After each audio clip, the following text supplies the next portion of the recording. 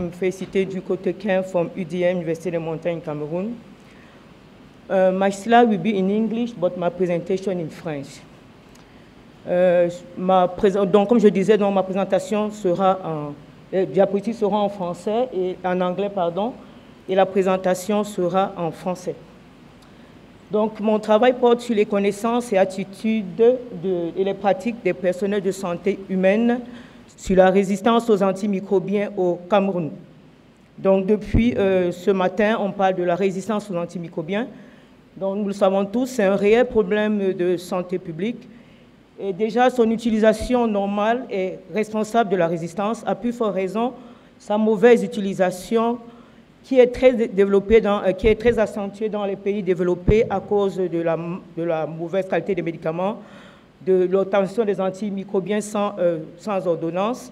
Donc, tous ces facteurs donc, contribuent au développement de la résistance aux antimicrobiens. Donc, pour cela, donc, en vue de mieux comprendre ce qui se passe dans ces phénomènes, il serait judiciaire de maîtriser toutes les étapes depuis la fabrication du médicament jusqu'à l'utilisation par les patients. Ainsi donc, la gestion des médicaments et les prescriptions jouent un rôle important dans la résistance, dans le contrôle de la résistance aux antimicrobiens. Les médecins et les personnels de santé, dont les médecins, les pharmaciens et les infirmiers jouent pour cela un rôle important dans la transmission, dans ce phénomène. Il serait donc judicieux de comprendre s'ils maîtrisent déjà ce que c'est la résistance et comment dans leur pratique quotidienne. Donc pour cela, donc, une étude financée par OSHEA a été menée, Nanticap a été menée sur cette cible en vue d'élaborer un manuel à l'intention utilisé effectivement justement par ces professionnels de la santé.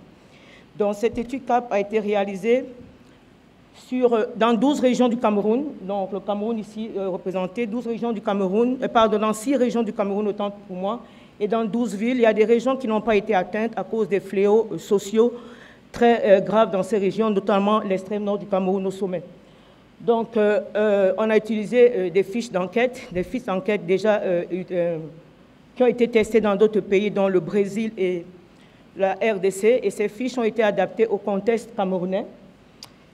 Nous avons donc pu passer 786 enquêtes, parmi lesquelles 600 personnels de santé et 186 pharmaciens.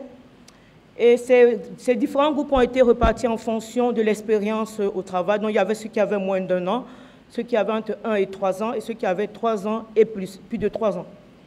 Et nous avons donc remarqué que pour la majorité de ces participants, 86%, avaient une idée sur les problèmes de la résistance aux antimicrobiens.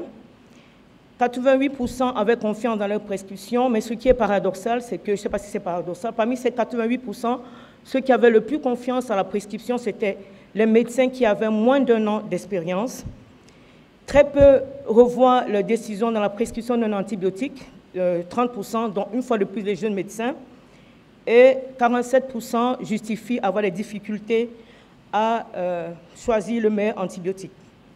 On a également noté une forte différence entre la connaissance, parce que les médecins étaient plus sensibilisés à la surveillance de la résistance aux antimicrobiens que les pharmaciens. On a essayé de relever comment ils s'informaient sur les sources de comment se prescrire.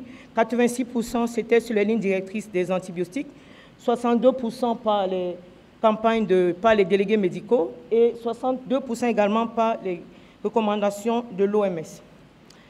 D'autres facteurs, dont ici on a présenté les principaux résultats, d'autres facteurs contribuant donc à la résistance aux antimicrobiens, c'était les patients qui ne terminaient pas le traitement, donc 97%, 94% d'automédication, 69% qui choisissaient le mauvais traitement et 65% de médicaments mal dosés et 40% sur la base de mauvaise qualité. Au Cameroun, il y a un troisième phénomène sur lequel il faudrait s'attarder un peu plus, c'est le phénomène du gazon. En fait, le gazon, c'est la vente illicite des médicaments. Je sais pas si, enfin, on a beaucoup de vendeurs de la rue. Donc, c'est un phénomène très répandu au Cameroun, dans toutes les villes. Heureusement pour nous que depuis il y a un mois, le ministère de la Santé publique, sur cette photo, vous voyez, a engagé une campagne de lutte contre ce phénomène du gazon. Donc, qu'est-ce qu'on peut dire en conclusion? En conclusion, on peut dire que ces travaux ont permis effectivement de développer ce manuel de la résistance aux antimicrobiens, ce manuel qui a été validé financé par OCHEA. Il a été développé. Il faudrait développer également des programmes adaptés aux pharmaciens, surtout pour la prescription, même qui ne prescrivent pas, mais nous savons tous que beaucoup de malades vont directement en pharmacie pour se procurer des antibiotiques.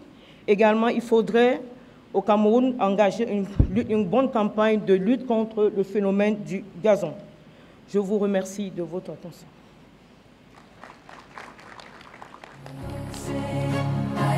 Say,